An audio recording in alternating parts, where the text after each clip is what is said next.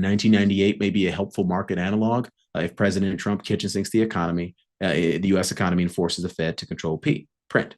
So 1998, recall that we had a swift crash in the stock market, down 19.3% on a close-to-close basis, but it actually was down 20%, over 20% high to low. And then it recovered in less than 3 months. And then it was up 28% from the low of August, late August, to the December 31st. And so if they kitchen sink the economy and get us off the, let me draw this. It's probably easier to draw. So basically saying we're mountaintop. This is a mountain. Paradigm A, we're at elevation 10,000 feet.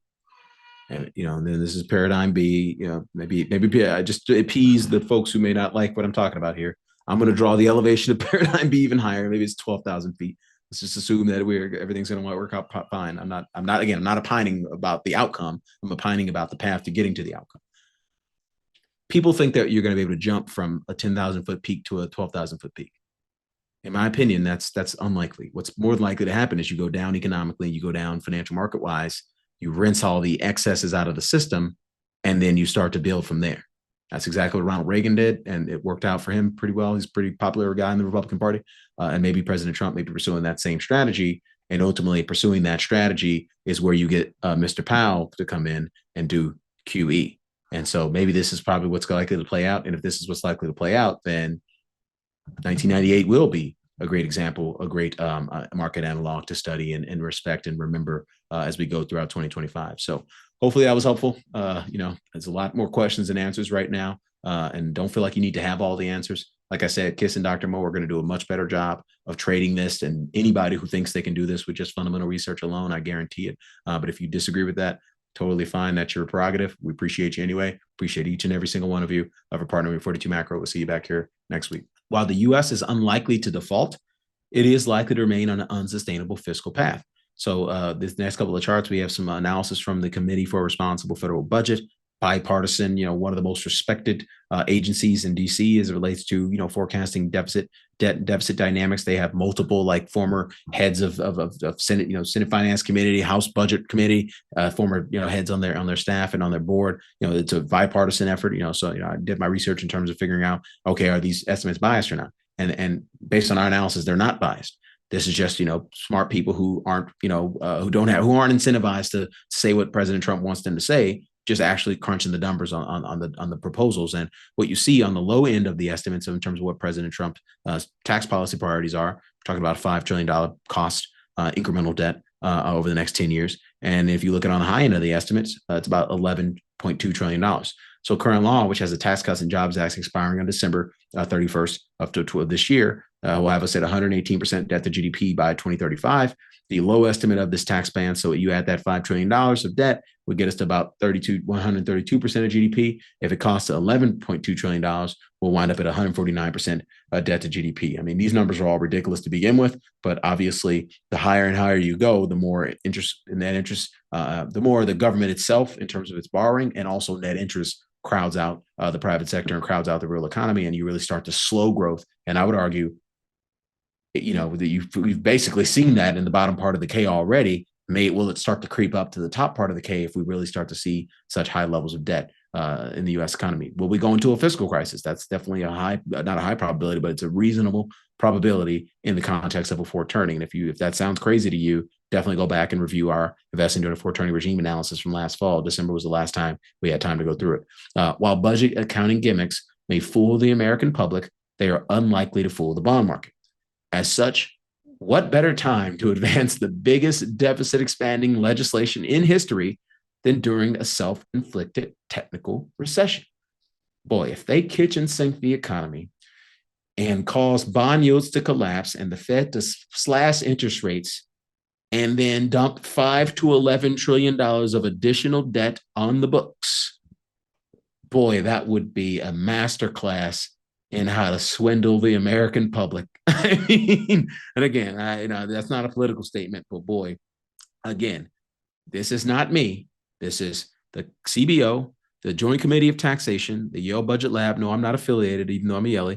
The Tax Foundation, the Penn Wharton Model. I know a lot of you guys are Penn folks. I don't even know who they are. Tax Policy Center. Their median estimate of dynamic scoring in terms of what the tax cuts will do in terms of generating additional revenue is an additional $231 billion. It's just they're basically saying there's net impacts. So obviously you lowering taxes, that is a boost to growth. But if you're lowering taxes by adding on more debt, you're crowding out the economy. That is a hit to growth. And they're saying the net, this is 7 independent organizations, all generally considered to be bipartisan, think the mean estimate of the boost to revenues from the cutting taxes is $231 billion.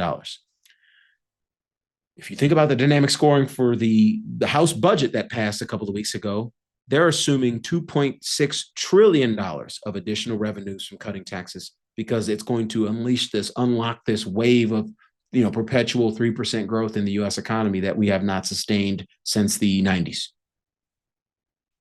That may happen. All these agencies could very well be wrong, but if you go to slide 113 in this presentation, again, we won't have time to get to it, but if you go to slide 113 in this presentation, if you're a Republican, you're going to be very disappointed about the facts associated with this wacky concept of quote unquote growing our way out of the debt. It has never happened. It won't happen. It's not going to happen.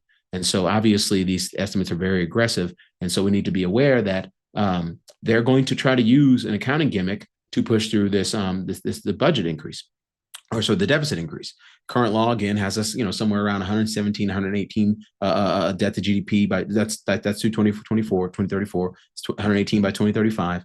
If they push it through with current policy, which means that there's no cost to extending the Trump tax cuts, the Tax Cuts and Jobs Act, we're going to wind up at 130% debt to GDP with just the House passed budget that we saw a couple of weeks ago. So this is some fourth turning scary stuff, right? Like when you put the numbers to this, it kind of suggests that we could be, flying off of a fiscal cliff in the coming years.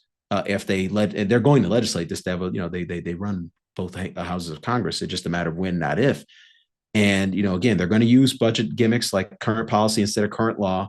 That's an accounting gimmick. They're going to, have a bunch of ridiculous growth assumptions in the budget that are inconsistent with growth assumptions from a lot of reputable bipartisan agencies that aren't incentivized to just, say what President Trump wants. This is some scary stuff in the context of the fourth turning. Again, if you have not reviewed the fourth turning research and you're new, please make time to review that, because a lot of what I'm saying as it relates to the risk of a U.S. fiscal crisis will make a lot less sense. I'll sound a lot less heretical and a lot more thoughtful when you review that analysis. We still have our doubts regarding DOGE's ability to achieve significant deficit reduction, especially once tax cuts are factored in. So when you look at, so we break down, so we crunch the numbers on the U.S. federal budget deficit, federal budget, as well as anybody outside of these sort of Washington policy think tanks with all these additional, former heads of budget in Congress, controlling it. I don't have time to do all that kind of analysis, but I do have time to crunch the numbers. And when we crunch the numbers, you think about the stuff that has been sort of materially ring fenced from the DOGE process. DOGE is going to come in and cut a little bit of everything. But the stuff that we can't truly cut, like entitlement spending, Social Security, Medicaid, Social Security, Medicare, President Trump has looked Medicaid in, specifically any Medicaid benefits to U.S. citizens.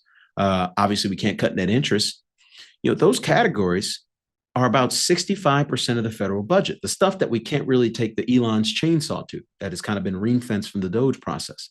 That's 14% of nominal GDP, and it's grown 11% in 2022, 17% in 2023, 10% in 2024, and 18% on a calendar year-to-date basis here in 2025.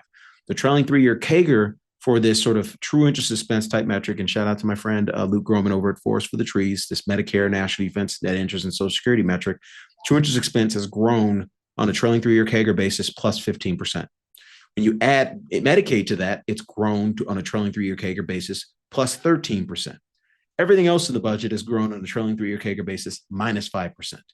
So the stuff that we know we're not going to take Elon's chainsaw to is compounding double-digit rate over the past few years, over the past 4 years. That we know that over the past 3 years at least. That's an issue. That's definitely an issue in the context of significant tax cuts. We're going to lower tax revenues relative to the baseline of current law. That's what a tax cut is. If we didn't lower tax revenues relative to the baseline of current law, how could a tax cut be stimulative? It has to lower it relative to the baseline of current law. Otherwise, it's not stimulative. So we know it's going to lower taxes relative to the baseline of current law. Taxes are going to go up. We know that. That's a political gimmick. They say, well, the Tax Cuts and Jobs Act raised revenue. Well, yeah, revenue always goes up because we're in an economy where nominal GDP grows and the economy grows. But did it grow this way or did it grow here? What a tax cut is it grows slower than it otherwise would have grown because you legislated the tax cut. And that's the issue as it relates to this DOGE process. Where is the deficit to GDP going to wind up at the end of the whole process? Right now, we're at 7% budget deficit to GDP. Scott Bessett's talking about getting that down to 3. We ain't going to 3 based on everything I can see currently. We might get to 5, but then probably stay at 5. But based on everything we can currently see, we ain't getting to 3. And that's a structural issue as it relates to the potential risk of a fiscal crisis.